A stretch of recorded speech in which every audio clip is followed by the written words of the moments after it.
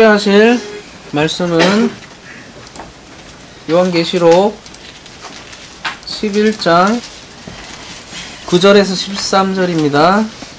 함께 하실 하나님의 말씀은 요한계시록 11장 9절에서 13절 함께 하시겠습니다. 백성들과 족속과 방언과 나라 중에서 사람들이 그 시체를 사흘 반 동안을 보며 무덤에 장사하지 못하게 하리로다. 이 두 선지자가 땅에 사는 자들을 괴롭게 한 고로 땅에 사는 자들이 그들의 죽음을 즐거워하고 기뻐하여 서로 예물을 보내리라 하더라. 3일 반 후에 하나님께로부터 생기가 그들 속에 들어가매 그들이 발로 일어서니 구경하는 자들이 크게 두려워하더라. 하늘로부터 큰 음성이 있어 이리로 올라오라 함을 그들이 듣고 구름을 타고 하늘로 올라가니 그들의 원수들도 구경하더라. 그때 큰 지진이 나서 성 10분의 1이 무너지고 지전에 죽은 사람이 7천이라. 그 남은 자들이 두려워하여 영광을 하늘에 하나님께 돌리더라. 지난 시간 우리 함께 했던 말씀 잠깐 저희들이 요약을 하면요, 지난 시간에는 두 증인의 삶에 대해서 저희들이 나눴습니다.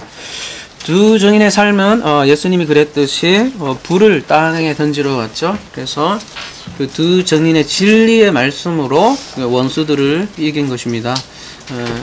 두 증인이 가지고 있는 것은 십자가 복음이었습니다. 이 십자가 복음으로 원수된 것을 이렇게 허물었죠. 막힌 담을 허문 것입니다. 그들은 말씀의 권능을 가지고 하늘을 열고 닫았죠. 그리고 또 물을 피로 변하게 했습니다. 이 하늘을 열고 닫고 비를 내리게 하고 비를 내리지 않게 하고 물이 피로 변하게 하는 사건은 우리가 모세와 엘리야를 여러분이 떠올리게 한다는 것이죠. 그들이 엘리야가 말씀을 선포할 때 어떤 현상이 일어났습니까? 사렙다 가부, 이방인 사렙다 가부 한 사람만이 이 말씀을 받았죠. 애굽을 재앙으로 내린 것은 단순히 그냥 재앙만을 위한 것이 아니라 그 애굽에서 꺼내기 위한, 그러니까 야차르하기 위한 그 재앙이라는 그 단어 자체가 어근으로 들어가면 야차르와 관련이 되어 있습니다. 그래서 애굽에서 건져내기 위한 하나님의 야차르였다는 것이죠. 근데 복음을 받아들이지 않는 이 거짓 선지자들은 어떻게 합니까? 두 증인과 전쟁을 이제 일으킬 것이라는 것이죠. 미래형으로 되어 있어요. 그리고 누가 이길 거냐면은 그 싸움에서 두 증인이 이겼으면 좋겠는데 그 거짓 선지자들이 이긴다는 것입니다. 그래서 그들을 어떻게 할 거냐면은 죽일 것이라는 것이죠. 이것도 미래형입니다. 두 증인이 죽는 장소가 근데 어디에서 죽습니까? 저희들이 오늘 이제 마지막으로 읽은 전에 영적으로 하면 소돔이라 하고 애굽이라 하니 곧 그들이 죽게 해서 십자가에 못 박히신 곳이라. 바로 예수님께서 죽으신 그 예루살렘 성이 이제 소돔과 고모라가 됐다는 것이죠. 따라서 두 증인은 예수를 따라가는 삶이라는 것이죠. 그리고 그에 이어서 오늘 이제 11장 9절 함께 살펴보도록 하겠습니다. 백성들과 족속과 방언과 나라 중에서 사람들이 그 시체를 사흘 반 동안을 보며 무덤에 장사하지 못하게 하리로다.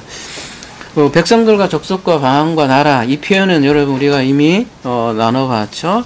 이방인을 포함하는 요한이 사용하는 전문 용어라고 했습니다. 이제 이방인이 되어버린 유대인들이 유대주의자들이 증인들의 시체를 묻지 않고 놓아두었다는 겁니다. 그 당시에 시체를 죽이고서 무덤에 이렇게 딱 넣어주면 그나마 나은데 무덤에 넣어주지 않았다는 것은 어떤 뜻일까요? 저주의 뜻을 가지고 있죠. 예수님을 나무에 달아 죽이고 그것이 하나님의 저주라고 그들은 생각을 했잖아요. 그것과 똑같은 상황이라고 할 수 있겠습니다. 구약에서 무덤 증인들을 시체에다가 묻지 않는 것은 저주의 표현이 몇 군데 나오는데요. 잠깐 살펴보면 시편 79편 2절 보면요. 그들이 주의 종들의 시체를 공중의 새에게 밥으로 묻어두지 않았잖아요. 그러니까 공중의 새에게 밥으로 주의 성도들의 육체를 땅의 짐승에게 주며 그들의 피를 예루살렘 사방의 물같이 흘렸으나 그들을 매장하는 자가 없나이다. 열왕기상 13장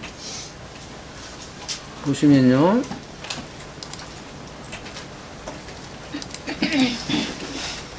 그러니까 한 절만 볼게요. 돌아와서 여호와가 너더러 떡도 먹지 않고 물도 마시지 말라 하신 곳에서 떡을 먹고 물을 마셨으니 내 시체가 내 조상들의 묘실에 들어가지 못하리라 하시느니라. 조상들의 묘에 들어가는 것을 굉장히 복이라고 생각을 했는데 그 묘에 못 들어가는 것은 저주로 구약에는 묘사가 되는 것입니다. 이 밖에도 예레미야 8장 1절에서 2절도 그 저주의 표현이 있는데 시간 관계상 읽지는 않도록 하고요. 이처럼 묘에 묻히지 못하는 것은 저주에 속합니다. 그래서 이러한 전통은 이제 아브라함까지 이제 거슬러 올라가는데요. 이게 아브라함의 후예들, 한결같이 그들은 창세기 47장 29절 보시면요. 이스라엘이 죽을 날이 가까움에 야곱이죠. 이스라엘이 죽을 날이 가까움에 그의 아들 요셉을 불러 그에게 이르되 이제 내가 내게 은혜를 입었거든 청하노니 내 손을 내 허벅지 아래에 넣고 인애와 성실함으로 내게 행하여 애굽에 나를 장사하지 아니하도록 하라. 이렇게 부탁을 하죠. 유언으로.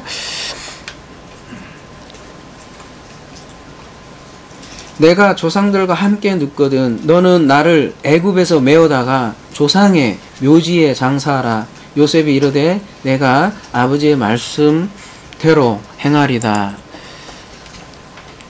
야곱은 애굽에 묻히기를 원하지 않았습니다. 그는 조상의 묘지에 묻히기를 원했죠. 그 조상의 묘지가 어디입니까? 막벨라 굴이었죠.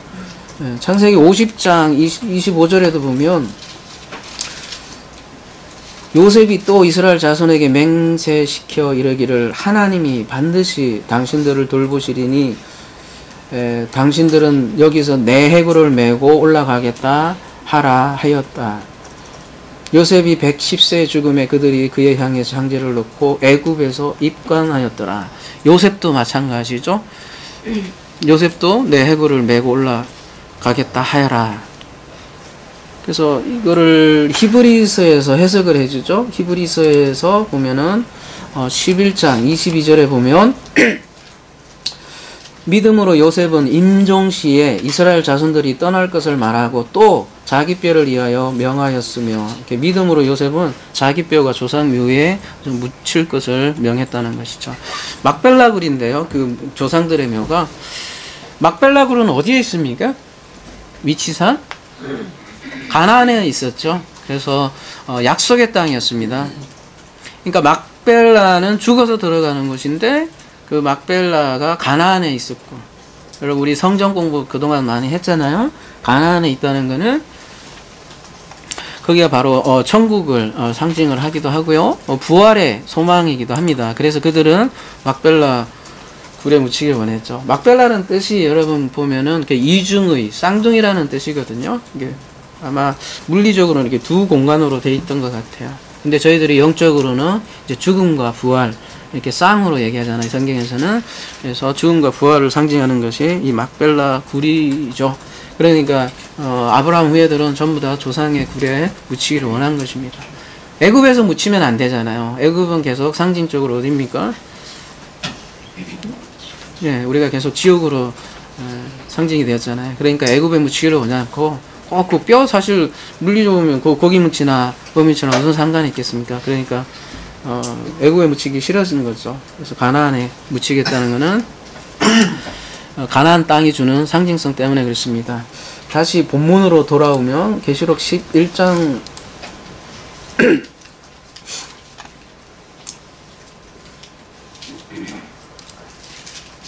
근데 그 시체를 사흘 반 동안을 보며 무덤에 장사하지 못하게 하리라 이렇게 되어 있거든요.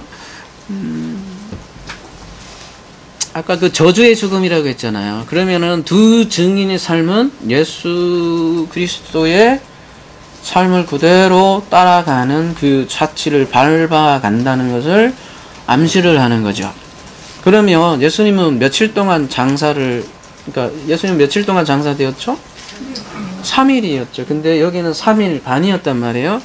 그러면은 3일 동안 장사하지 못하게 한다. 이렇게 얘기해야 됐을 것 같은데, 왜 하필이면 3일 반 후에라는, 것을 표현을 했을까? 우리가 여기서 질문을 할 수 있겠죠.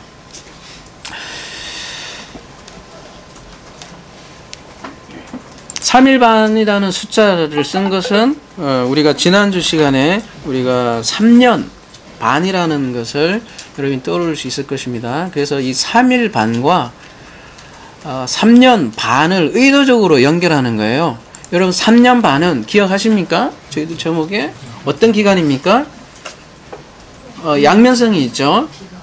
한쪽은 한때 두때 반때인데 한쪽은 42개월로, 그러니까 월로 표현이 되면 거짓 선지자들이 활동하는 핍박의 기간이고, 해가 주관하는 낮추로 표현을 하면 1260일 양면으로 표현하는데, 지금은 이 선지자들 두 증인이니까 긍정적인 면으로 본다면 3년 반은 복음을 전가하는 기간이었다는 거죠. 근데 지금 3일 반은 쪼개진 7이라고 했습니다. 정확히 쪼개진 7인데 완전한 숫자는 아니죠. 어떻게 보면 저주의 죽음을 당한 거니까 수치와 모욕을 당한 기간이죠. 근데 이 수치와 모욕을 당한 기간이 며칠이에요? 3일 반입니다. 근데 아까 복음을 전가하는 기간은 며칠이에요? 3년 반이잖아요. 자, 두 증인 입장에서 보자고요. 복음을 전가하고 그때가 왕과 제사장으로 영광을 누리잖아요. 그게 1260일인데 수치를 당하는 기간은 3일 반이에요. 그러니까 어떤 게 길어요? 복음을 전가하는 기간, 그러니까 영광이 더 길고 수치가 더 짧죠. 그래서 이게 둘이가 비교를 하는 거예요. 3년 반하고 3일 반. 그래서 굳이 3일이 아니라 3일 반으로 이렇게 표현을 했다는 거죠. 10절. 이 두 선지자가 땅에 사는 자들을 괴롭게 한 고로 땅에 사는 자들이 그들의 죽음을 즐거워하고 기뻐하여 서로 예물을 보내리라 하더라. 이들이 기뻐하는 이유가 괴롭게 했잖아요. 막 불신자들을 괴롭게 하는 거예요. 두 증인이. 두 증인은 뭐를 했습니까? 베옷을 입었으니까 뭘 했겠어요? 계속 회개를 촉구하고 회개를 그렇게 했을 거 아니에요. 그러면 듣는 입장에는 어떻게 합니까? 헐칫덩어리죠. 어떻게 하면 저놈 죽여버릴까 이렇게 생각을 할 게 아니겠습니까? 근데 그 불신 유대인들이 그래서 그들의 죽음을 즐거워하고 그래서 기뻐하고 서로 예물을 이렇게 보내리라 이렇게 표현이 나오는데, 이 장면은 여러분 어디서 볼 수 있냐면 에스더서 가보시면요. 9장 22절에 보면 이날에 유다인들이 대적에게 벗어나서 이 평안함을 얻어 슬픔이 변하여 기쁨이 되고 애통이 변하여 길한 날이 되었으니 이 두 날을 지켜 잔치를 베푸며 즐기며 서로 예물을 주며 가난한 자를 구제하라. 원래 이게 불임절이라고 그러잖아요. 이 불임절이 원래 유대인들이 다 죽게 생겼는데 마지막 어떻게 됩니까? 드라마처럼 뒤집어지잖아요. 그래서 얼마나 기뻤겠어요. 그래갖고 막 예물을 서로 주고받으며 그런 날이 불임절이라는 거죠. 그러니까 이 두 증인을 자기들이 죽였으니까 어떻게 생각을 했겠어요? 이야, 이제 뭐 이겼다. 우리나라다 이제 제2의 불임절처럼 아주 기뻐서 이제 서로 이렇게 선물을 나누는 그런 장면이죠. 죽음 자체가 저주의 죽음이기도 하잖아요. 그러니까 불임절과 닮아 있어요.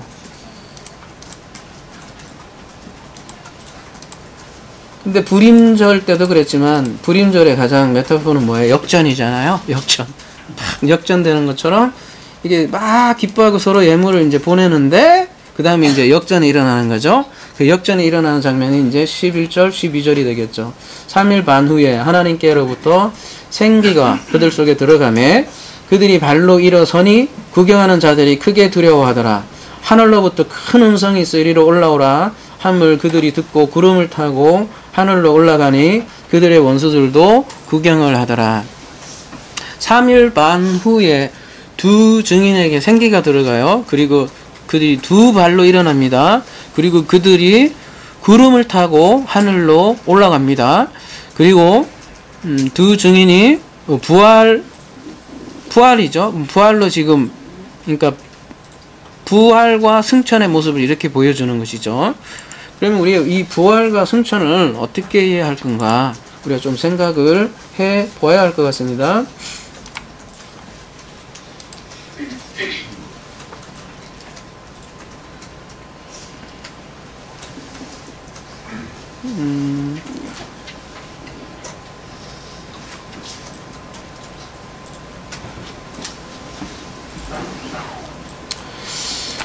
그래서 12절에서요. 일단 우리가 이제 하늘과 구름, 우리가 그동안 이제 하늘과 구름에 대해서 굉장히 많은 그동안 우리가 연구를 해왔고 나눠 왔지 않습니까? 하늘과 우라노스인데요. 우라노스하고 네펠인데 이게 하늘과 구름이 둘 다 단수로 되어 있습니다. 이게 하늘도 똑같아요. 구름도 똑같고 단수로 쓰이면 말 그대로 자연 하늘, 그다음에 자연 구름일 수가 있어요. 물리적인 하늘, 물리적인 구름.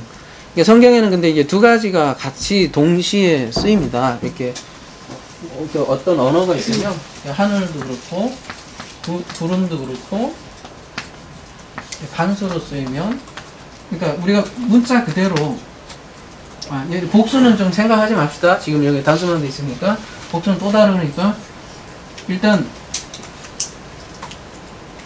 단수로 쓰이면 두 가지로 우리가 문자 그대로 보면 자연어로 볼 수 있고요.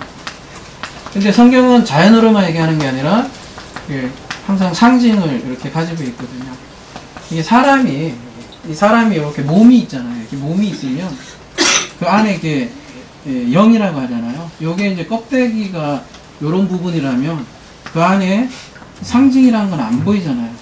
추상 언어는 보이지 않고 안 보이는 영이 우리 안에 있다는 건 누구나 인정을 하잖아요. 근데 이건 보이지 않잖아요. 이거를 상징으로 본다면, 이거를 자연으로 본다면 항상 이렇게 성경은 두 가지를 다 같이 갖고 있다는 거예요. 껍데기와 알맹이를 항상 같이 갖고 있지 껍데기만 가지고 있지 않다는 거예요. 그렇다고 이 알맹이만 또 가지고 있지도 않다는 거예요. 이제 대부분의 성경을 이제 이해하는 측면이 뭐냐면 대부분 이거 갖고만 얘기를 한다는 거예요. 요거. 대부분 요거 갖고만 얘기하니까 요게 이제 문자주의, 세대주의라고 하잖아요. 요거를 얘기를 하면 대부분 이제 영예라고만 해서 취부를 안 한다는 거죠. 근데 요거만 해도 문제고 요거만 해도 문제겠지만 어쨌든 포괄적으로 우리가 잘 이해를 해야 될 것 같습니다. 우선 단수로 쓸 경우는 복수는 전혀 달라요. 복수는 전혀 자연이 아니에요. 복수는 말 그대로 하늘은 이 자연 하늘이 아니라 우리를 얘기하는 거고요. 근데 이 단수로 쓸 때 구름도 마찬가지예요. 구름도 복수로 쓸 때는 성도들을 얘기해요. 혹은 천사를 얘기하거나 성도들의 무리를 얘기한다. 사람을 얘기하는 게 구름이. 복수로 쓸 때는 definitely 그렇고요. 단수는 두 가지로 이렇게 쫙 나뉘는데 자연과 상징적인 의미를 두 가지 다 가지는데 자연일 때는 하늘 구름이고 상징일 때는 상징적으로 그러니까 그 안에 이걸 얘기할 때는 하늘은 단수로 쓰이면 지성소를 얘기하게 되는 거고요. 그러니까 하늘이 두 개는 쌍이지 않습니까? 이렇게 여기 하늘, 성수 하늘, 지성소 하늘이 있는데 그래서 하늘이 쌍수잖아요. 근데 여기 하늘이 단수로 쓰이면 여기 하나의 단수, 요 지성소를 얘기하라 하는 거죠. 복수미 요 두 가지 여기까지 요것도 하늘로 쳐요. 땅도 하늘로 쳐요. 그걸 다 합친 거를 복수로 치지만 이게 성소가 우리 사람을 모형을 한 거니까요. 사람의 모형이니까 이 성소가 하늘이 하늘이 사람이 되는 거죠. 근데 구름이 지금 단수로 상징으로 쓰일 때는 뭘로 대부분 쓰이냐면, 여러분 구약을 보시면 여호와, 야훼가, 엘로힘도 아니고요, 야훼가 등장할 때 구름이 함께 동반을 하고, 그래서 여호와의 임재를 상징할 때 이 구름이 쓰인단 말이에요. 우리 이거 다뤘어요, 다. 지금 그 서머리 하는 겁니다. 그리고 여호와의 임재, 영광, 그 다음에 말씀, 성령, 그런 부분을 상징으로 쓰인다는 거죠. 하늘은 단수로 쓰이면 지성소의 하늘, 하나님이 계신 바로 그곳을 상징적으로 하는데, 오늘 본문은 둘 다 단수란 말입니다. 그래서 물리적으로도 볼 수도 있고 영적으로도 볼 수 있는데, 물리적으로 그대로 보더라도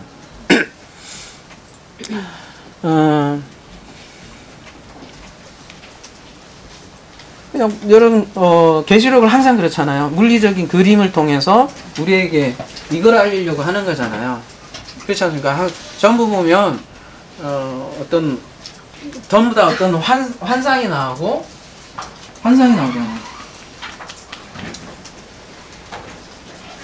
환상이 나오고 상징이 나오고 대부분 그런 것 있지 않습니까?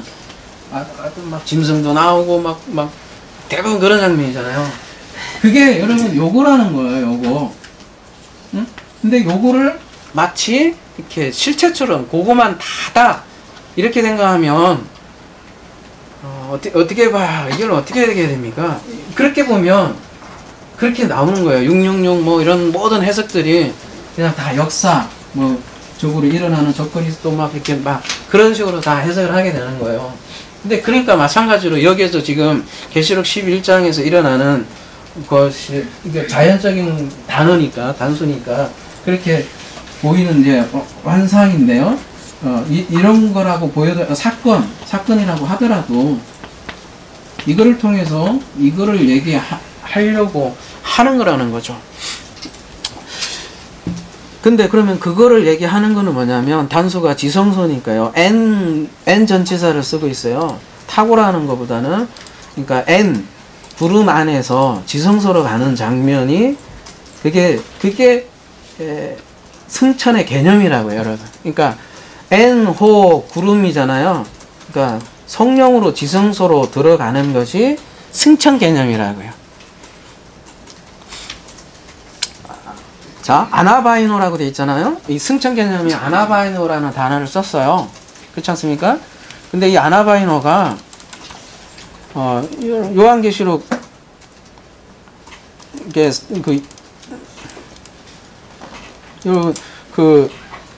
사도 요한이요. 이르에 내가 보니 하늘에 열린 문이 있는데 내가 들은 바 처음에 내가 말하는 나팔소리 같은 그 음성이 가로되 이리로 올라오라 이렇게 할 때 아나바이노 썼거든요.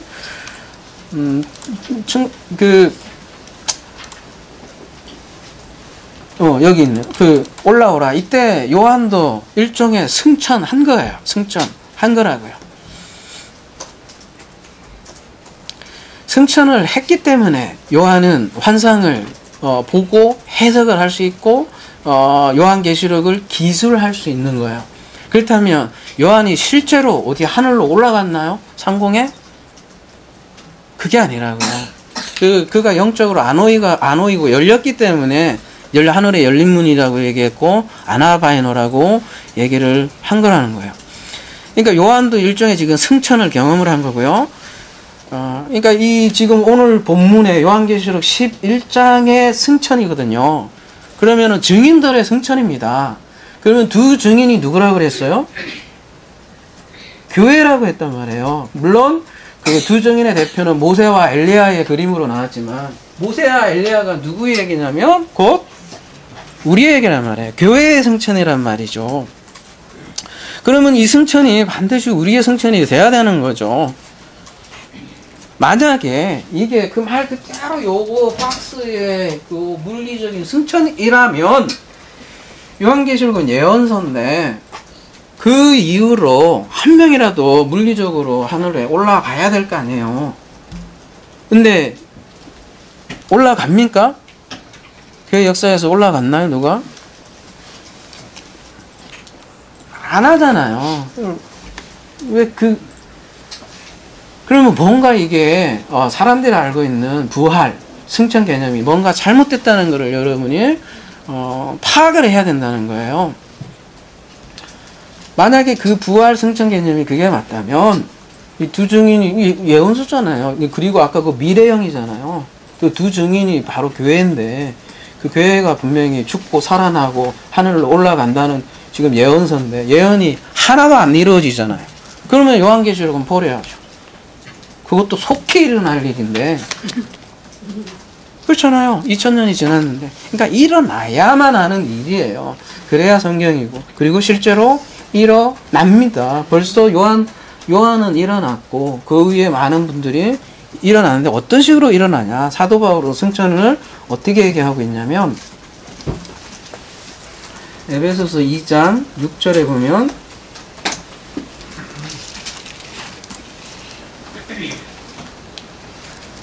(5절에) 허물로 죽은 우리를 그리스도와 함께 이미 뭐래요? 과거에 살렸대요. 우리를. 그리고 가로치고 너희가 은혜로 구원을 얻은 것이나 그 다음에 함께 살리고 이게 부활 개념이에요. 예? 아예 그냥 살렸어요. 과거예요. 그 다음에 카이 또 함께 뭐예요? 여기 부활이네요. 죄송합니다. 함께 일으켜셨어요. 아까 함께 살린 게 이게 거듭남이고 하긴 동시에 일어나는 거니까요. 그 다음에 함께 이게 에게이로 함께 일으켰어요. 이게 부활이에요. 그 다음에 함께 앉으셨어요. 이게 승천이에요. 근데 이게 뭐예요? 이것도 시제가 과거예요. 과거. 이미 그냥 함께 앉혔어요.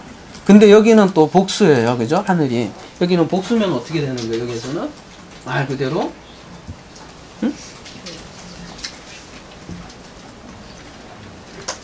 응? 하늘. 그러니까 하늘들이잖아요. 구약에서 계속 나오는 그 샤마임, 성소 개념이죠. 함께 그 성소에 누구 안에서 그런데요? 예수 그리스도 안에서 전부 다 하늘들에 함께 앉혔대요. 그러니까 이 복수의 하늘은 그야말로 영적인 하늘이죠. 영적인 하늘. 지성소는 뭐 하나님 한 분의 그 절대적인 그 단수의 하늘이라면 그 엘로힘 개념이 이게 엘로힘 개념하고 유사한데요. 우라노스가 다 함께 뭉친 그런 개념이라고 할까요? 교회를 이렇게 표현해도 될까요? 그 에베소서 2장에 보면 그 건물이 함께 지어간다는 말이 있어요. 이렇게 나라는 존재가 이렇게 우리가 이해하려고 하니까 이런 거지. 이 그리스도 안에 그리스도를 어떻게 표현해야 되나요? 이렇게 하면 되나요? 이렇게 안에 이렇게 연결돼서 함께 지어져 간다는 말이 있잖아요. 에베소서 2장에 보면 이렇게 이해하면 될까요? 이거를 복수의 하늘들이라고 하면 될까요? 우리가 굳이 개체화로 여러분에게 제가 설명하려고 하니까 이렇단 말이야. 이런 하늘에 함께 앉혀져 있다는 거예요. 이미. 미래가 아니라는 거야. 근데 사람들은 계속 미래에 예수님께서 구름 타고 재림할 걸 그런 재림을 자꾸 바라보니까 이게 앞뒤 아구가 안 맞는 거야. 아구가.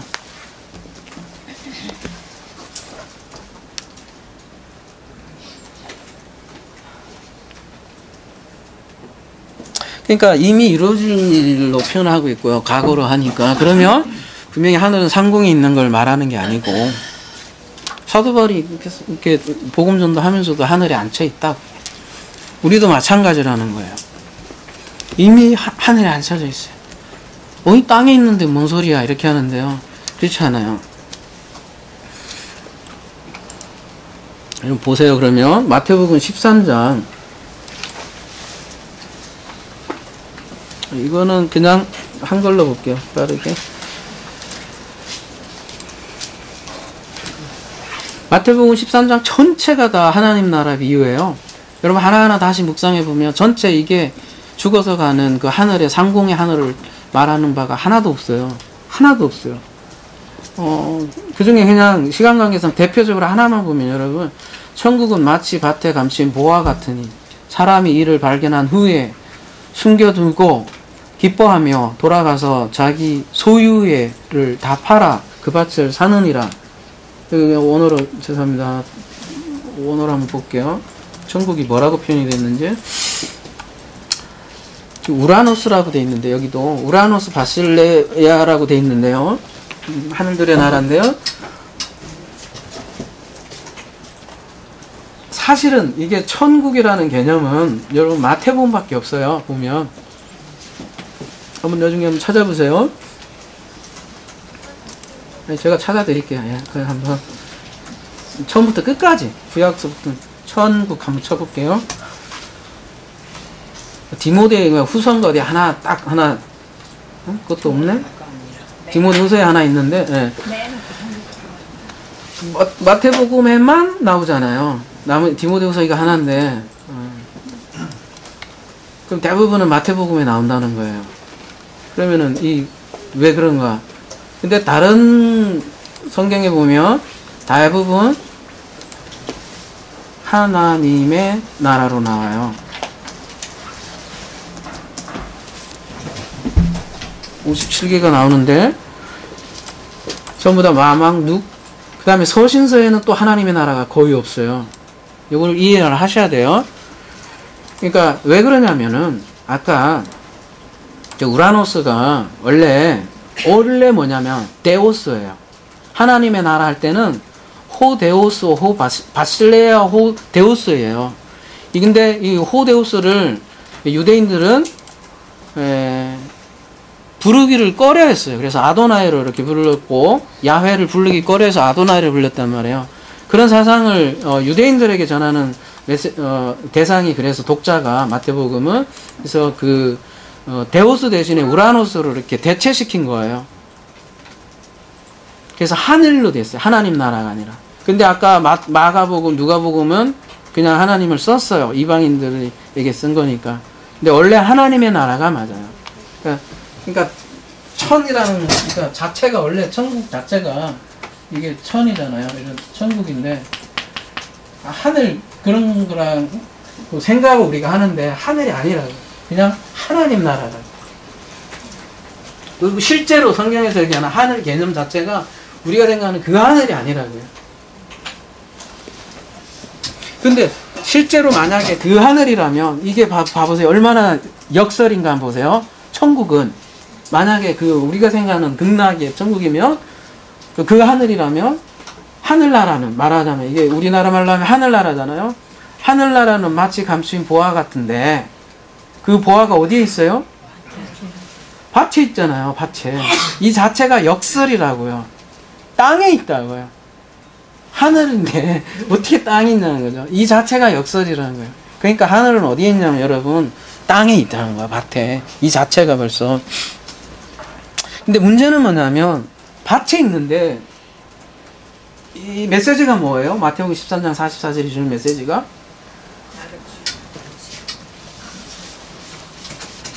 밭에 있는데 감춰져 있는 거예요. 뻔히 있는데 못 보는 거야. 지금 이렇게 이게 우주가 이렇게 구성되어 있어요. 이게 실제예요. 그러니까 이거를 구성해주는 이런 땅들 있죠. 이거는 그냥 배경일 뿐이고 여기 안에 있는 감춰진 이 존재들은 이게 진짜라고요. 이게 실체예요. 이게 아이들이고 이것만이 존재예요. 요 존재. 나머지는 다 허상이에요. 허상. 그러니까 다 그냥 배경 아무것도 안 해요. 하나님만이 실존이고 실체고 그분만이 존재니까. 근데 사람들은 이걸 못 봐요. 이렇게 그러니까 땅에 있는데도. 그런 의미라고요. 그러니까 하늘이 어디에 있느냐? 땅에 있는데요. 근데 땅인데 은닉되어 있어서 잘 발견하지를 못한다는 것이 마태복음 지금 14장 44절에서 얘기하는 거거든요. 따라서 계시록은 문자 그대로 본다면 죽은 자가 살아나서 구름 타고 올라가는 것처럼 문자줄을 보면 그렇게 보일 거예요. 이렇게 보일 거예요. 요거밖에 안 보일 거예요. 근데 이건 일종의 이야기 방식이라고요. 요한계시록에서 얘기하는 전개하는 방식이 묵시잖아요. 묵시. 그런 문학의 장르 이런 것들을 우리가 그냥 이해하지도 못하고 그냥 문자 그대로 받으면 안 된다는 거죠. 그래서 성도의 부활과 승천을 이런 그림으로 보여주는 거죠. 그래서 성도의 부활은 어디에서 이루어져요? 지금 여기에서 이루어지고 있어요. 보는 사람들이 이렇게 구성되는 걸 본단 말이에요. 겹쳐져 있어요. 이렇게 겹쳐져 있다기보다 이게 뭐 그냥 여기에 있어요. 그냥. 근데 못 봐. 암만 얘기해도 몰라. 환장하겠어요.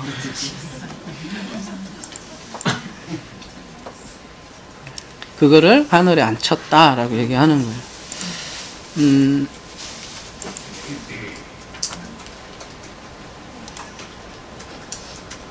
요한계시록 다시 넘어가겠습니다. 2절이었나요? 자, 근데 그걸 구경해요. 구경하니까 또 느낌이 그잖아요. 자, 올라가는구나. 이렇게 쭉 올라가니까 휴거되고 뭐 그런 얘기를 많이 하잖아요. 막 쫙 올라간다. 이렇게 그런 느낌인데, 구경이 어떤 여러분, 원래 원어는 어떤 뉘앙스냐면요. 물론 이제 보는 것, 본다라는, 그런 것도 분명히 있지만, 어떻게 보느냐 하면은, 인정하다라는 게 있어요. 여러분 한번 쭉, 영내나 이런 거 한번 보시면, 인정하는 거, 이렇게. 그리고, 구약에서요, 이렇게 70인역이나 이런 거 보면, 떼오레오가 어떻게 쓰였냐로 이렇게 보시면, 다니엘서에서 보면 다니엘서 이렇게 보면 한 13번 나와요. 13번 정도 나오는데 다 환상을 보는 그런 걸로 나타나요. 이렇게 환상의 개념이에요. 근데 환상을 보면서 인정을 하는 거예요. 인정을. 그들의 부활과 승천을 인정을 하는 거죠. 성도들을 보고 인정을 하는 개념이 구경하다, 때려요. 그러니까 무슨 일이 일어나냐면, 그러니까 그들이 증거하는 복음을 그들이 이제 인정하게 되는 거예요. 부활과 승천. 그들이 부활과 승천, 그들의 삶을 보니까 이제 인정을 하는 거예요. 그러면은 무슨 일이 일어나는가? 그 다음 이제 일어나는 게 13절이 되겠죠.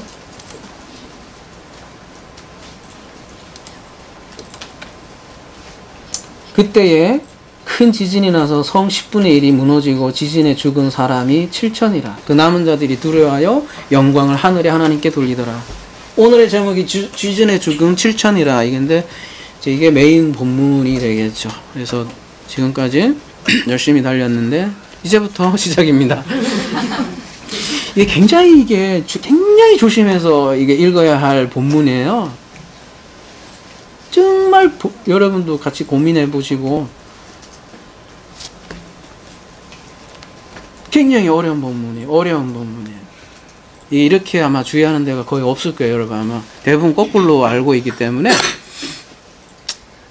정말 여러분 긴장 바짝 하시고 과연 그런가 한번 같이 봅시다. 일단 지진이 났어요. 지진은 우리가 이제 많이 살펴봤죠. 지진이 뭐를 상징한다고 그랬죠? 예, 하나님이 이제 임재하면 지진이 나는 거라고 많이 맞잖아요. 사람들은 지진 나면 대부분 네거티브 뉘앙스로 많이 생각을 하는데, 대부분 지진은 하나님께서 등장할 때 이렇게 많이 사용이 돼요. 마태복음 28장 2절 한번 볼게요. 큰 지진이 나며 주의 천사가 하늘로서 내려와 돌을 굴려내고 그에 앉았는데, 이게 무슨 맥락이에요? 예수님께서 부활하셨을 때 지진이 났다는 거예요. 이것도 여러분 그렇게 이해하시면 돼요. 고고학적으로 지진이 왔는지 안 왔는지는 한번 고고학자들에 맡기시고 이걸 취하시라고요. 이거에 끝도 없어. 이거에 매달리기 시작하시면. 사도행전 16장 26절. 이에 호련히 큰 지진이 나서 옥토가 움직이고 문이 곧 다 열리며 모든 사람이 메인 것이 다 벗어나. 하나님이 임재했기 때문에 지진으로 표현하신 것이죠. 요한계시록 6장 12절. 내가 보니 6째 인을 떼실 때 큰 지진이 나며, 이거 이미 다뤘죠. 하나님의 임재 때 해가 달과 피같이 된다, 이런 거. 근데 이거 해, 달, 피 되니까 사람들은 거꾸로 알고 있잖아요. 그때 이미 우리는 이제 다 나눴죠. 그 다음에 요한계시록 8장 5절. 천사가 향로를 가지고 다니엘을 불에 담그다가 땅에 쏟음에 내성과 음성과 번개와 지진. 내성, 음성, 번개, 지진하면 이거 출애굽 메타포예요. 항상 하나님의 임재가 를 나타내는 거고요. 이렇게 지진은 하나님의 임재인데, 여러분 마태복음 27장 51절 한번 가볼게요. 이것도 굉장히 여러분 어려운 본문인데, 물어보면 대부분 no question, 알아볼게 하고 안 돌아와. 목사님들한테 물어봐도. 이에 성소 이장이 이로부터 아래로 찢어져 둘이 되고 땅이 진동하며 바위에 터지고 무덤들이 열리며 자던 성도의 몸이 많이 일어나되 예수의 부활 후에예요. 그냥 그때 십자가에 죽을 때 그거 아니에요. 예수의 부활 후에 그들이 무덤에서 나와서 거룩한 성에 들어가 많은 사람에게 보이니라. 백부장과 함께 예수를 지키던 자들이 지진과, 이때 지진이 등장하잖아요. 그 일어난 일들을 보고 심히 두려워하여 이럴 때 이는 진실로 하나님의 아들이었도다 아니라. 이게 인정하잖아요. 이렇게 이때 지진이 등장하는 거죠. 이거 잘 보세요. 요한계시록 11장 오늘 본문과 이 본문이 굉장히 닮아 있죠. 지진이 일어나고 인정을 하고 부활하고 승천하고 그런 개념이 굉장히 닮아 있다는 게 지진. 그러니까 이게 지진이 일어나면 이런 하나님의 임재가 를 나타내고요.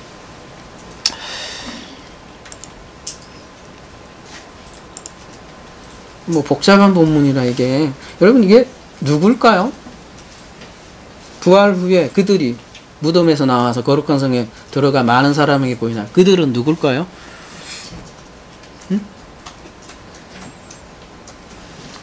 여러분 만약에 부활 후에 지금 이 기사처럼 많은 사람이 몇 사람인지 모르겠는데 사도 바울에 의하면 뭐 500명 뭐 이렇게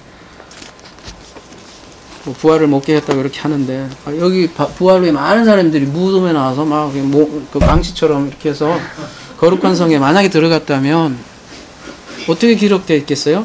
요세푸스나 이런데 반드시 기록되어 있겠죠. 아니 뭐 나사로 이렇게 한 사람은 그렇다 쳐 이렇게 묻혀서 뉴욕 타임스에 이렇게 탑픽에 묻힐 수가 있죠. 근데 지금은 이건 대박이거든요. 대박 기사를 놓칠 수가 있나? 없어요. 그럼 이건 무슨 얘기예요? 여러분이 말씀하신 대로 제자들의 부활을 얘기를 하는 거예요. 성경은 이런 식으로 묘사를 한다니까요. 진짜로요. 그러니까 이렇게 묘사를 하니까 이 21세기 사람들은 이해를 못하는 거예요. 그냥 이거를 그냥 과학적으로 이런 역사적 메타포로 이해하니까 어떻게 죽은 사람이 이런. 여러분 생각해보세요. 그 여기 뭐 그 돌이 다 깨지고 무덤이 열리고 팍 진동하고 바위가 팍 이렇게. 여러분 그렇게 이해하잖아요. 그렇게 이해하려고 하니까 이게 난 이해가 안 되면서도 그래 믿습니다. 그래 믿습니다. 나한테는 안 일어나거든. 한 번도 안 일어나거든. 맨날 그냥 리틀보이 한번 보세요. 보면 걔는 일어나더라고. 하니까 산이. 근데 나한테는 안 일어나는데 그러면서도 계속 믿으면 일어난다고요. 그러니까 이 성경과 나는 자꾸 멀어지면서 내 거는 안 되고 나에게는 기적이 안 일어나고 이렇기 때문에 성경을 점점 사실은 못 읽는 거예요. 그 진실을 모르고. 성경은 이렇게 얘기해요. 여러분 놀랍게 뭐를 위해서? 이걸 전해주기 위해서 이거로 얘기한다고요. 쉽게 얘기해서 그 심청전이나 이런 거 있잖아요. 많은 스토리가 있잖아요. 그 스토리의 핵심이 뭐겠어요? 뭔가 있잖아요. 그 심청전에 뭐 효를 얘기해서 많은 얘기를 사실은 하는 거라고요. 근데 그 효는 생각을 안 하고 심청전이 뭐 실존인물이냐 아니냐 막 하면서 그런 거라는 거죠. 아무튼 옆으로 많이 샜는데 그런 의미에서 여러분 마태복음, 마가, 누가 공관복음의 부활 이후의 사건들을 쭉 다시 한번 묵상해 보세요. 어떻게 성경 기자를 어떻게 얘기하고 있는지. 왜 제가 오늘 이런 얘기를 하냐면 오늘 기사가 오늘 요한계시록 11장이 그거잖아요. 부활 성천이니까. 진짜 부활 성천이 우리에게 어떻게 일어나나를 실체를 잡아야 될 거 아니에요. 여러분 부활 성천 안 되면 안 돼요. 나중에 되는 게 아니라고요. 항상 지금이라고 얘기하잖아요. 제가 지금 일어나야 되고, 지금 살아나야 되고, 지금 나팔 소리 들어야 돼요.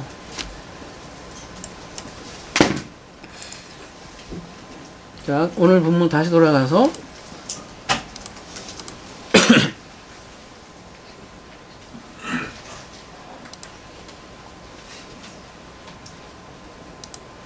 13절.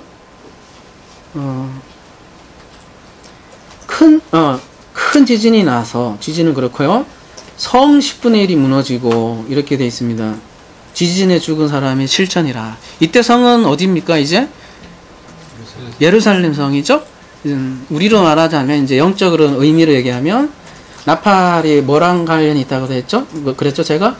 여리고 성하고도 똑같은 개념이라는 거죠. 예루살렘이 무너진 거예요. 근데 다 무너지지 않았대요. 뭐라 그럽니까? 10분의 1이라고 하는데, 이게 뭐 10번째라고도 할 수도 있지만, 계시록에 밖에 잘 안 쓰이니까, 어쨌든 10분의 1이나 10번째나 10분의 1로도 쓰이는 것 같아요. 근데, 우리가 이 10분의 1이 무너졌다는 거는 우리 11조 개념하고도 똑같거든요. 근데 이 11조, 10의 1조라고 해서 10의 1조인가요? 아니면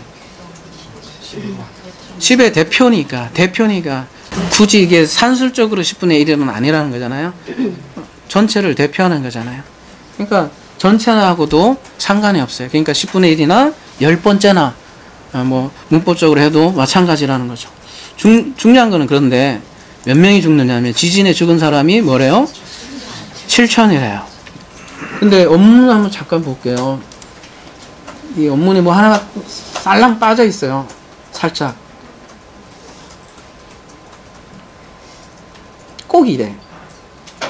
꼭 중요한 거 있으면 하나 싹 빼더라고. 몇 절이더라? 13절? 들어갔네, 자꾸.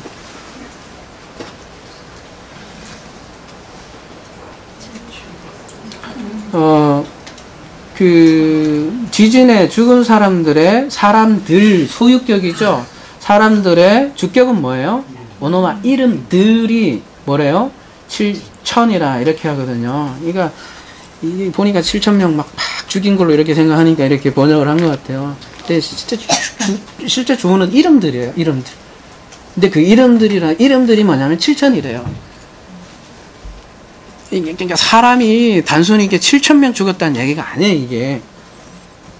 이름들이 7천이라는 이름인데, 그러니까 다분히 7천이라는 게, 여러분, 이게 숫자가 7,560명 이러면, 이건 히스토리를 이해해 줘야 되는데, just 숫자 딱 7천이다 이러면, 이제 우리는 따져봐야 돼요. 이 상징을 깊이 들어가야 된다는 거죠. 7천은 누구입니까? 다분히 상징적이에요. 여러분 떠오르시는 거 없어요? 7천 하면. 그렇죠. 바알에게 무릎 꿇지 않는 그 자들이 7천이에요. 그러면 여러분 의인이에요? 악인이에요? 그렇죠. 근데 지금 하나님을 대적하는 자가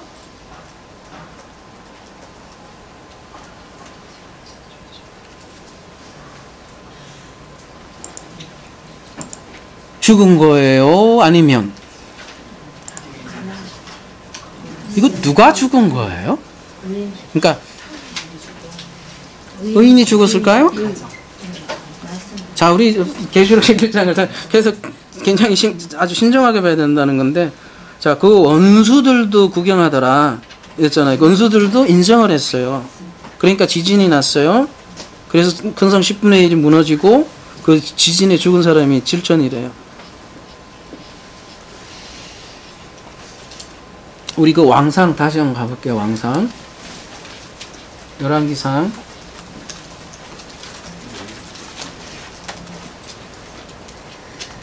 우리는요 계시록을요 무조건 이렇게 생각해요. 계시록은 하나님의 그러니까 나쁜 놈, 그러니까 교회에 까부는 나쁜 놈에게 박살낸다. 이거를 계시록 그렇게 읽는다니까요. 무조건. 그러니까 원수 심판 전부 그 맥락으로 사람들은 대부분 딱 틀을 갖고 있기 때문에 전부 다 그렇게 읽는다고요. 근데 그게 아닌 거는 이때 벌써 계시록 6장부터 우리가 계속 봐왔잖아요.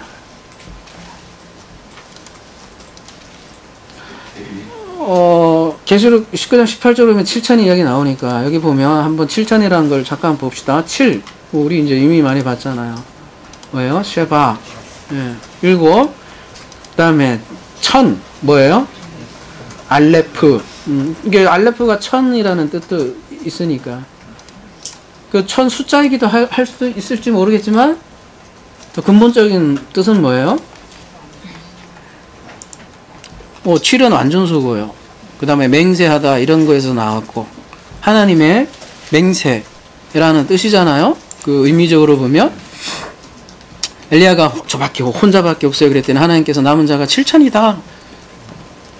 이게 7과 1000이 곱해진 숫자가 7천이잖아요. 그러니까 하나님의 맹세라는 뜻이 7천이잖아요. 그렇게 해서 남은 숫자가 7천이든 뭐 상관없이 하나님의 맹세가 이루어진 남은 자를 그 총칭을 해서 7천이라고 하는 거예요. 7,568명 뭐. 근데 제가 볼 땐 많지 않을 것 같아요. 솔직히.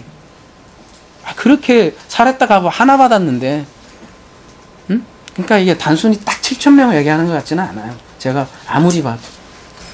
적을 것 같아요. 7,000명. 근데 그런 얘기를 하는 게 아니라 하나님의 맹세로 이루어진 자, 그 남은 자를 7천으로 표현을, 남은 자 있잖아요. 렘넌트 있잖아요. 그 남은 자를 이렇게 표현을 하는 거라는 거죠. 그러면은 이러한 7천이 계시록에 왜 등장을 하겠습니까? 지금 지진, 승천 이게 동시에 일어났죠. 그리고 그때 성도 무너졌고 죽은 사람도 이때 일어났고 동시다발로 일어난 거죠. 지진도 일어나고 무너진 거 동시다발적으로 일어났다는 거예요. 그래서 우리가 죽었다는 말을 우리가 지난주 한번 살펴봤잖아요. 아포크테이너. 이게 죽었다. 아포크테이너잖아요. 지난주 거 잠깐 다시 여러분 다시 다 꺼집어서 다시 내면 뭐예요? 두 가지 다 가능하다고 그랬잖아요. 아포크테이너가 물리적으로 실제로 죽이는 거예요. 그게 대부분이에요, 사실은. 근데 적기는 하지만 영적으로도 쓰인단 말이에요. 근데 그 영적으로 죽일 때는 어떻게 죽이는 거라고 그랬어요? 에베소서 한번 가볼게요. 지난주 한 거지만 다시 한 번 더 우리가 묵상을 하면, 그는 우리의 화평이시니라 둘로 하나를 만드사 중간에 막힌 담을 허시고. 2장 15절 원수된 것이 뭐냐면, 이게 원수가 뭐냐면, 성경에서 말하는 원수가 뭐냐면 의문에 속한 계명의 율법을 자기 육체로 폐하셨으니, 이런 것들이 다 원수래요. 이는 이 둘로 자기 안에서 한 세 사람을 지어 화평케 하시고. 2장 16절 또 십자가로 이 둘을 한 몸으로 하나님과 한목하게 하려 하심이라. 원수된 것을 뭘로요? 십자가로. 디아 십자가로, 스타우로스로 뭐예요? 아포크테이노. 원수된 거를. 이게 죽음의 개념이라는 거죠. 그러니까 십자가로 원수된 것을 죽였다는 거예요. 그리고 화목을 이룬다는 거죠. 그러니까 여기 에베소서 얘기하는 거는 도그마, 그라마로서의 율법을 얘기하는 거죠. 그 그라마, 도그마, 바깥에 있는 이런 거죠. 그라마, 도그마. 이로서의 율법. 이 그라마, 도그마 안에는 뭐가 담겨 있어요? 안에? 여기 핵심이 담겨 있을 거 아니에요. 그 핵심이 뭐예요? 복음이고, 복음의 핵심은 이웃사랑이잖아요. 그 이웃사랑의 진정한 의미는 모르고 그냥 전부 다 그라마, 도그마로만 이렇게 겉으로 것만 이렇게 하니까 다 어떻게 돼요? 다 부숴야죠. 그리고 이 그라마, 도그마의 대표가 성전이었고요.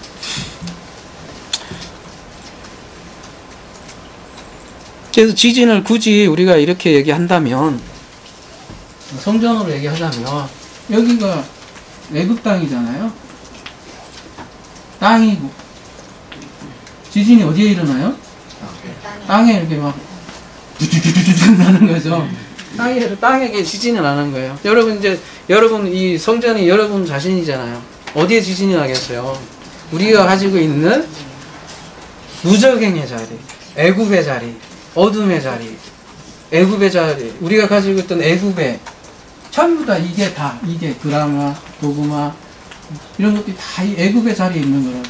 뭐 항상 상징, 사건, 이런 표적, 다 여기 있는 이런 것들이 어떻게 돼요? 지진이 나요. 지진이 난다는 건 뭐예요? 한번 다 깨지는 거잖아요. 땅이 다 갈라진다고 여러분. 땅이 다 갈라져요. 땅이 다 갈라져야 하늘로 올라간다는 거죠. 땅이 다 갈라져야 하늘로 이렇게 올라간다는 것이 오늘 본문에서 얘기를 하는 것이라고 할 수 있겠죠. 그렇게 애굽에서 죽었던 사람이 하늘로 올라간 존재들이 7천이에요. 7천.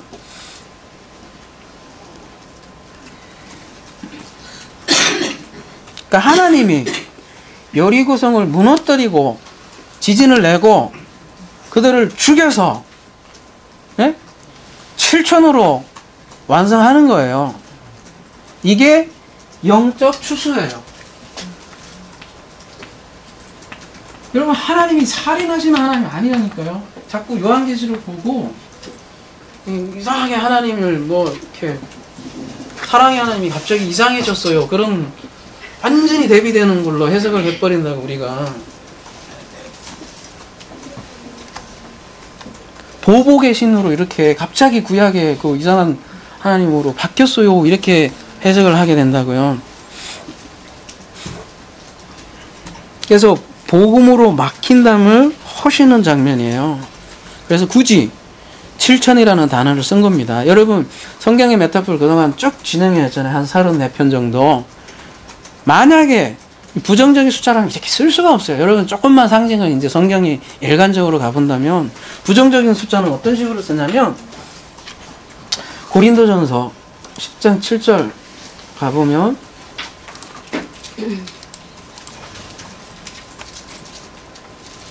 그들 가운데 어떤 사람들과 같이 너희는 우상숭배하는 자가 되지 말라.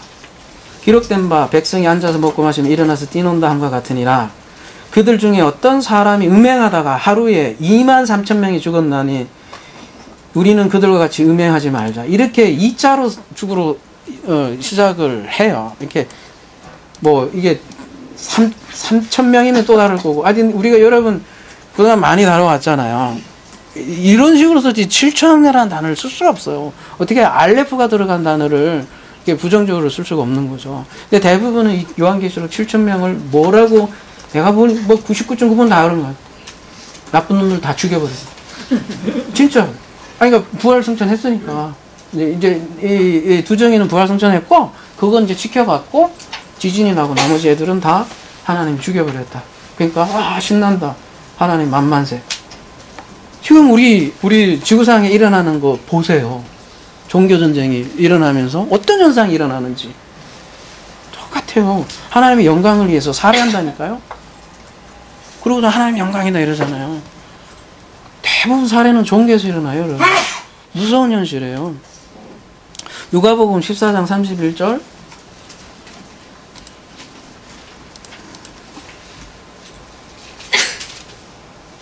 또 어떤 임금이 다른 임금과 싸우러 갈 때 먼저 앉아 1만 명으로서 1을 써요. 하나님 숫자는 저 2만 명을 거느리고 오는 자를 대적. 그래 그 많은 거하고 적은 거 이렇게 비교하다고 얘기할 수도 있지만 상징적으로 2는 어제 어떤 우리 청년 친구가 왜 이틀째는 좋았더라가 없어요. 이거 묻더라고요. 한참 얘기했네.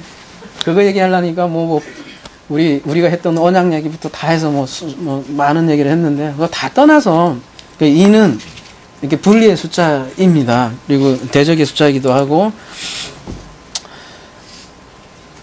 요한계시록 9장 16절 마병대수는 2만만이니 이런 식으로 써요. 굳이 만약에 이렇게 그 우상숭배로 죽은 그런 사람들이었다면 요한계시록 11장에 아까 우상숭배한 23,000명이 죽었나니 이런 것처럼 2만을 썼든지 그랬을 거예요 아마.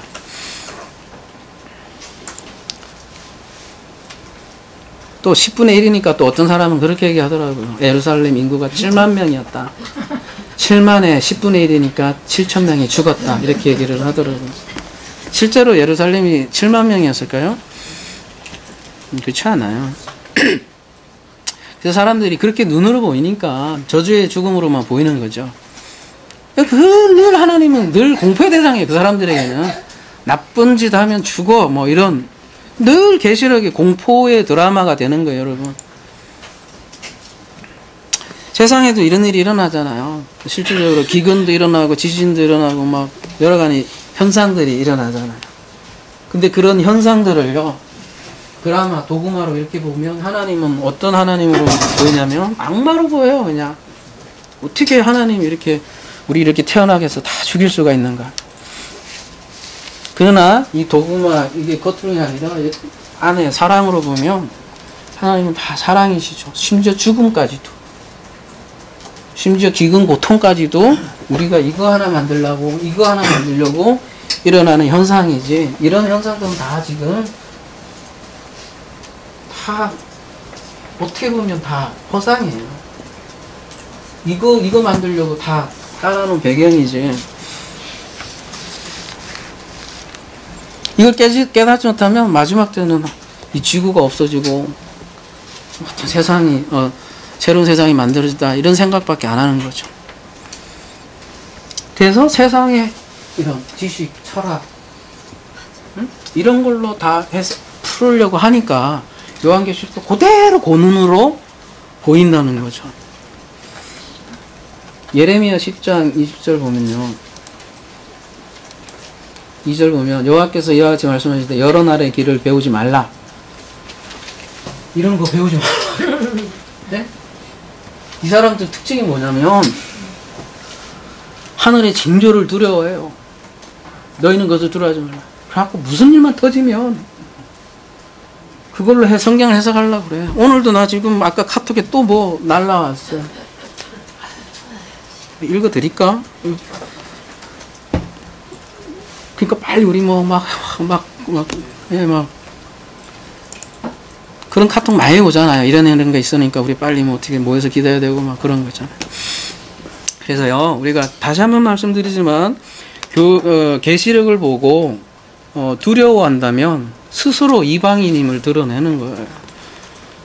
그리고 거듭거듭 강조하지만 요한계시록의 대적은 외부의 적이 아니라 바로 자기 자신을 지금 계속 얘기하는 거고요. 그 원수는 지금 요한계시록에 본인은 두 증인이라고 생각할지 모르지만 그 원수의 안에 들어가 있다는 거예요. 본인이. 물론 여기에 두 증인도 많아요. 제가 인정해 드릴게요. 근데 몰라요. 섞여 있고도 우리 말고도 뭐 다. 근데 본인이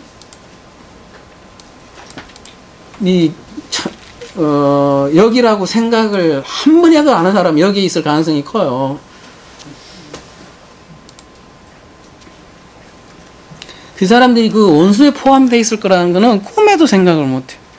그 사람 자체가 사탄이라는 거를 꿈에도 생각 못한 사람은 여기에 들어갈 가능성이 꽤 크다고. 아, 내가 하나님께 칼 들고 싸우는 사탄이었구나. 이거를 처절하게 깨달은 사람만이 무너져요. 자기가 가지고 있던 모든 거 투항을 한다고요. 투항을. 그런 사람 그 옛 성전이잖아요. 그게 무너지는 장면이 지금 이거고, 이런 현상들이 전부 다 세메이온 표적이라는 거죠. 그래서 마지막에 그 남은 자들이 두려워하여 영광을 하늘의 하나님께 돌리더라. 자, 7천이 먼저 죽었죠. 그 사람들도 쉽게 얘기해서 그 사람들도 하나님의 열심으로 회개한 거죠. 그래서 7천으로 된 거고, 또 그거 보니까 그 나머지 남은 원수들도 어떻게 해요? 두려워하여 영광을 하나님께 돌리더라. 이런 말씀이 나오잖아요. 여호수아 7장 19절 한번 볼게요.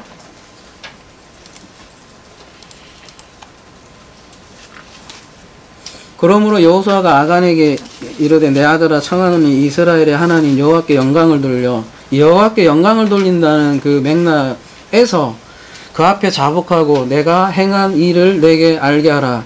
그 일을 내게 숨기지 말라 하니 이렇게 구약에서는요 하나님께 영광을 돌린다는 말을 회개의 개념하고 같이 수반할 때가 많아요. 회개 조금 특이하죠. 우리가 알고 있는 개념하고는 조금 다르죠. 그러니까 하나님께 영광 돌린다 하면 우리 어제 엊그저께 아니니까 연말이면 이렇게 연예인들이 시상식을 많이 하잖아요.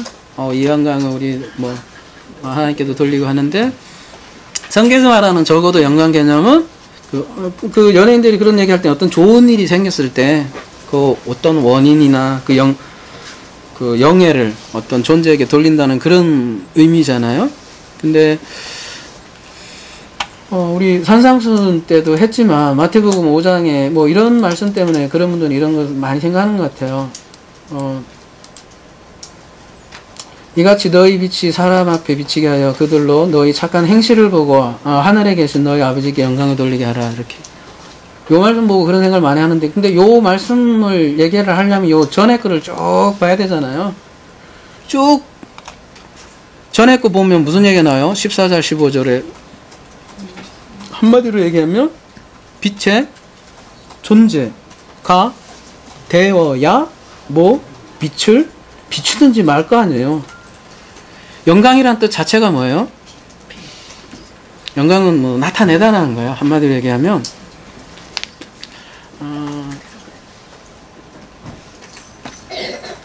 그 히브리어에는 그 카보드라는 이게 시간이 오늘 좀 늦게 시작했죠.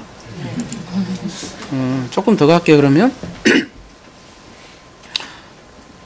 카보드라는 그 히브리어에서 시작을 했는데요. 무겁다라는 뜻이에요. 무겁다라는 건 뭐냐면 그만큼 중요하다는 거예요. 막 가치가 중요하다는 거. 제 블로그에 오시면 제가 빅터로 돼 있어요. 빅터. 홍보 좀 해야지. 책 읽는 빅터? 예, 책 읽는 빅터로 돼 있는데 이참에 제가 왜 빅터라고 했냐면 이렇게 돼 있어서 이거 제가 신앙 없을 때예요. 신앙 없을 때. 직장 생활할 때요. 직장 생활할 때 여러분 직장 생활을 하시면 굉장히 스트레스 받는 게 하나 있죠. 어떻게 하면 직장에다가 같이 창출을 할 거냐. 말하자면 이익을 실현할 거냐. 이게 직장인들은 스트레스 받죠. 그걸로 인사효과를 받잖아요. 그래서 제가 그 밸류라는 밸류라는 걸 굉장히 많은 생각을 했었어요. 가치. 진짜 가치가 뭘까? 어떻게 하면 가치를 그래서 이노베이션 할까? 거창하죠? 이노베이터. 어떻게 하면 하나가 되구나. 그리고 이노베이터를 떠나서 어떻게 하면 크리에이터가 될까?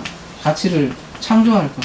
그래서 하나 땅 따서 빅터, 이거 뒤에는 다 터잖아요. 이렇게 하고 이게 또 그때는 제가 자기계발서를 열심히 읽었어요. 그래서 빅터 프랭클이라고 아시죠? 의미 있는 삶 뭐 그런 빅터 프랭클이라는 존경하기도 하고요. 그리고 이게 빅터란 뜻이 뭐냐면 위너예요. 승리자. 굉장히 다양한 뜻이 많잖아요. 그래서 진짜 가치를 한번 내가 이노베이션하고 창출해보자. 그래서 정말 가치를 굉장히 찾으려고 많이 노력했어요. 그래서 그때부터 독서를 시작하고 했는데 그러면서 제가 진짜 가치는 뭐냐를 마지막에 찾았어요. 그게 뭐냐면 다른 게 아니더라고요. 그래서 제가 여러분 이름대로 돼요. 진짜 그게 맞는 것 같아요. 자기가 계속 그 이름을 가지면 그 이름대로 가더라고요. 진짜 나는 가치를 찾았어요. 나중에는 무슨 가치를 찾았냐면 딱 가치는 하나밖에 없더라고요. 하나님밖에 없어요. 예, 그래서 그 하나님 그게 가장 무거운 가장 가치 있는 하나님 그게 영광이더라는 거예요. 그 중압감. 그래서 영광을 우리가 영광 하니까 이제 연말이기도 연초인데 이사야 잠깐만 언급하고 이제 마무리하겠습니다. 영광 이사야 2장 10절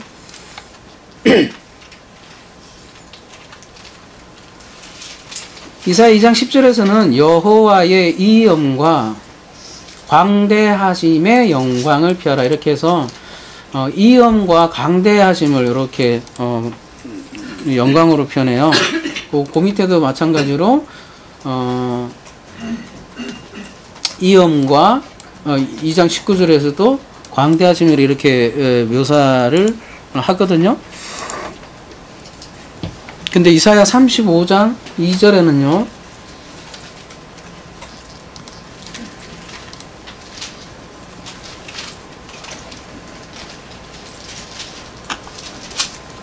시간 관계상 다 안 읽을게요. 이사야 35장 2절에는 여호와의 영광 곧 니꼬르 하나님의 아름다움을 보리라. 이건 무슨 얘기예요? 여호와의 영광 곧 하나님의 아름다움.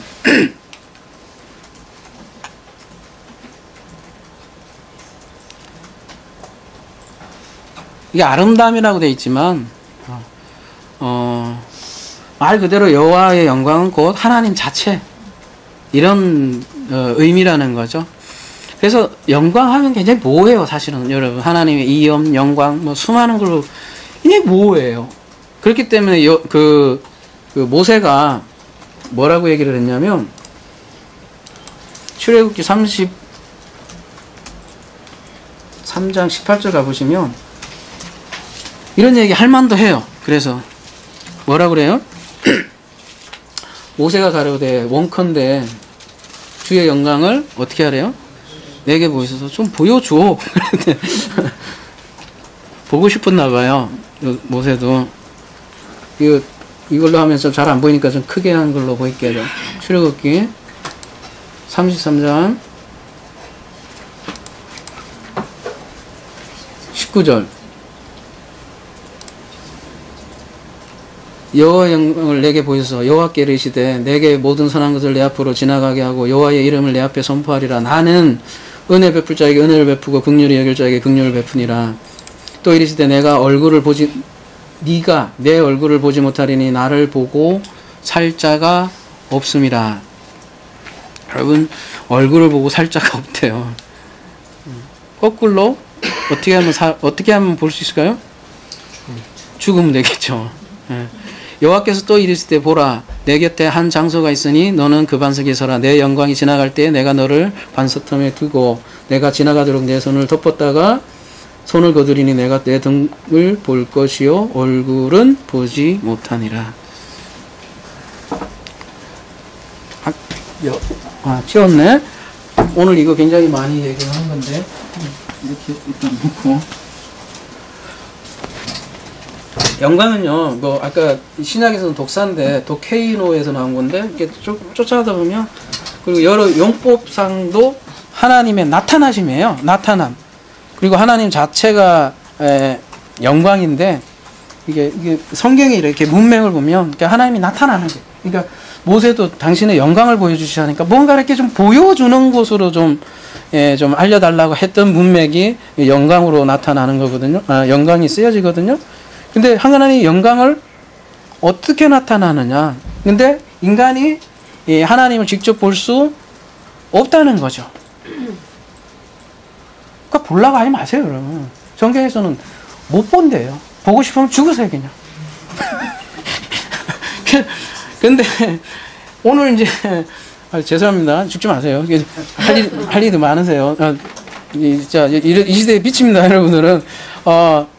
그래서 근데 간접적으로 보게 된다는 표현을 어떻게 해요?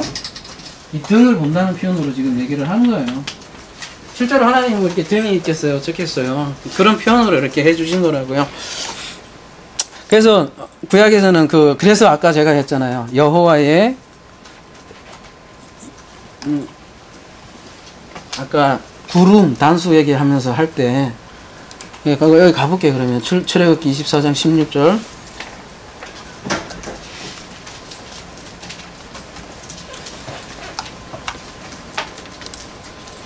여호와의 영광이라 그랬잖아요. 그리고 그때 구름이 꼭 등장해요. 이걸 아셔야 돼요, 여러분. 여러분, 우리 창세기 강의 때 엘로힘과 여호와 제가 계속 차이를 얘기했잖아요. 항상 엘로힘의 카보드 뭐 이렇게 안 해요. 엘로힘의 구름 얘기 안 하고 여호와의 영광 이렇게 합니다. 그러니까 여호와는 톨레도토하고 관련이 돼 있고요, 존재하고 관련돼 있어요. 하야에다 때문에. 그러니까 하여튼 여호와는 그런 개념이에요. 근데 직접적으로 보여줄 수는 없으니까 그냥 구름으로 지금 표현을 하고, 구름으로 항상 구약에서 그렇게 나타내시고, 신약에서는 그러면은 구름 대신에 어떻게?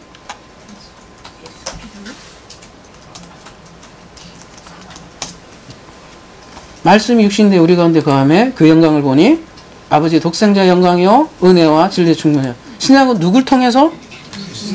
예수 그리스도를 통해서 아버지의 독사를 보여주는 거잖아요. 근데 그 독사를 어떤 식으로, 근데 우리가 영광, 그런 뭐 연말 시상식 영광이 아니라니까 한번 보세요. 요한복음 12장 23절, 예수께 대답하여 이르시되 인자가 영광을 얻을 때가 왔도다. 내가 진실로 너희에게 이르노니 한 알의 밀이 땅에 떨어져 죽지 아니하며 한 알을 그대로 있고 죽으면 많은 열매를 맺느라. 영광은 죽음으로 드러난다. 그러니까 하나님 보려면 죽어야 돼. 죽음으로 하나님 뜻이 나타나기 때문인 거죠. 조금 더 보면 요한복음 17장 21절 보면요. 아버지여 아버지께서 내 안에 내가 아버지 안에 있는 것 같이 그들도 다 하나가 되어 우리 안에 있게 하사. 이 그림, 이거 피터리 좋은 그림, 이거 때문에 좋은 그림 다 지워버렸네. 이렇게 막 연결되는 거 있잖아요. 하나가 되어 우리 안에 있게 하사 세상으로 아버지께서 나를 보내신 것 같이. 22절 뭐래요? 내게 주신 영광을 내게 주셨대요. 그러면 내게 영광은 누구에게 준다는 거예요? 아들에게. 영광을 아들에게 줘서 내가 그들로 줬으니 이는 우리가 하나 된 것 같이 그들도 하나 되게 하려 함이니라. 목적은 다른 게 아니에요. 영광을 주신 이유는 하나 되기 위해서. 그리고 23절에 곧 내가 그들 안에 있고 아버지께서 내 안에 계시오. 지금 뭐 아까 그림 다시 이렇게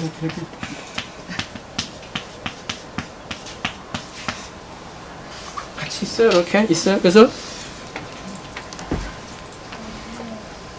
아버지께서 내 안에 계시고 그들로 온전함을 이루어 하나가 되게 하려 하면 아버지께서 나를 보내신 같이 또 나를 사랑한 같이 그들도 사랑하신 것을 세상으로 알게 하려니로다. 24절. 그러니까 아버지여 내게 주신 자도 나 있는 곳에 나와 함께 있어 아버지께서 창세전부터 나를 사랑하심으로 내게 주신 나의 영광을 내게 주신 나의 영광을 그들로 보게 하시기를 원하옵나이다. 이렇게 얘기를 하고 있어요. 그래서 하나의 영광은 눈으로 직접 보는 것이 아닌데 답은 있는 거예요. 누굴 통해서? 아들을 통해서. 그리고 자꾸 예수님만 얘기하지 마세요. 아들을, 제가 아들이라고 자꾸 하는 이유가 있어요. 천국의 실체가 이 아들들이라니까요. 이 아들들이 천국의 실체입니다. 이 나머지는 다 밭이에요. 이 아들들이고 예수님도 아들이에요. 그리고 아들들이고 하나님 이렇게도 표현 안 되겠죠. 그냥 이게 천국이에요. 근데 천국에 하나님이 계신단 말이에요. 네가 내 안에 내가 네 안에 네 안에 이렇게 된단 말이에요. 그래서 이사야 42장 8절 요거는 아주 중요한 본문이니까요. 한번 보세요.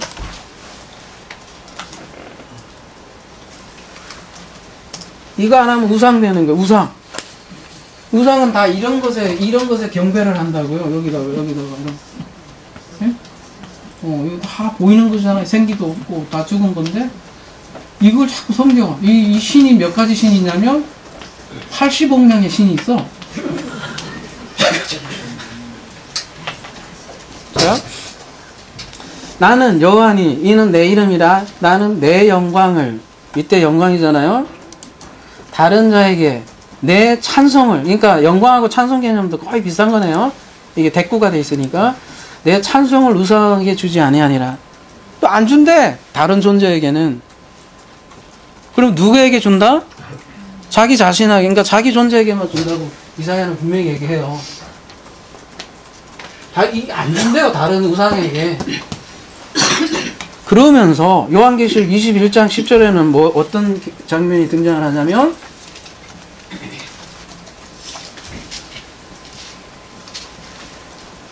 이걸로 할게요.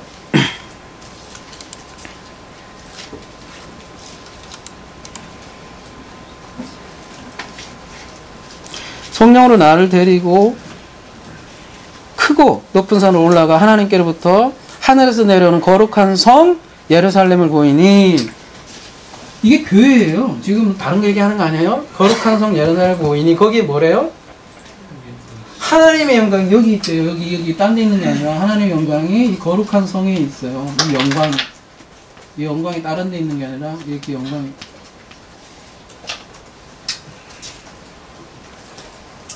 그 성이 빛이 지극히 귀한 보석 같고 배옥과 수족 같더라. 이렇다고 또 이거 읽고 이거 여기 보석이 빛나고 이렇게 또 이렇게 된 거란다. 희한해요. 여기 이 상태를 얘기해 주는 거예요. 상태. 그러니까 이 예루살렘 성 자체가 이제 하나님의 영광이 되었고 하나님의 영광이 거기에 있다는 거예요. 그러니까 하나님의 영광은 하나님의 완성 성전에 있다는 거예요.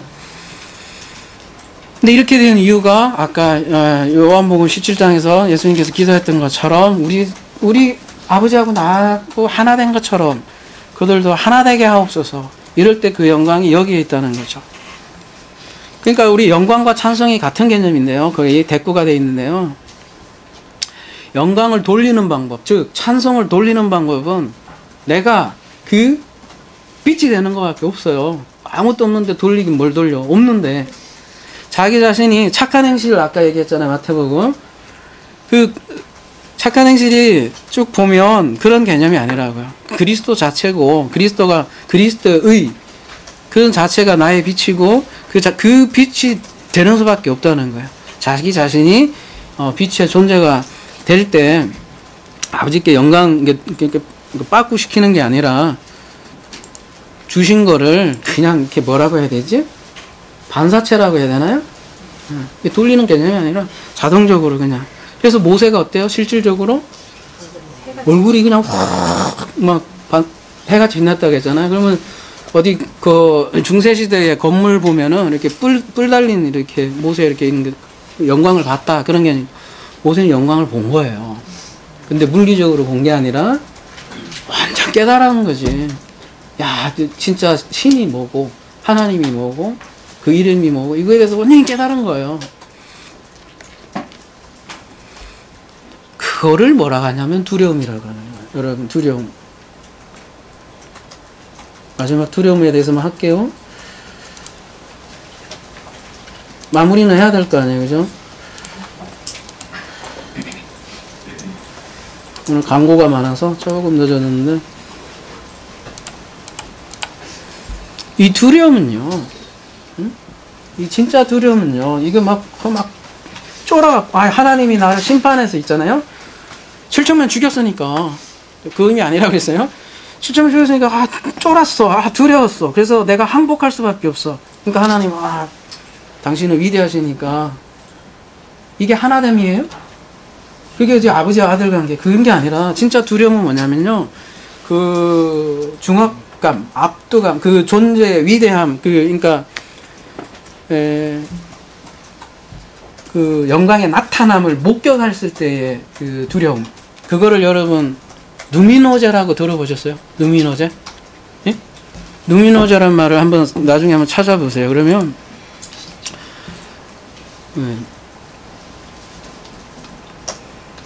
독일어인데요. 표현할 수 없는 하나님과의 그 대면했을 때 아마 모세의 모세 얼굴에 빛났던 그런 그 선지자들이 하나님 만나면 꼭 뭐래요?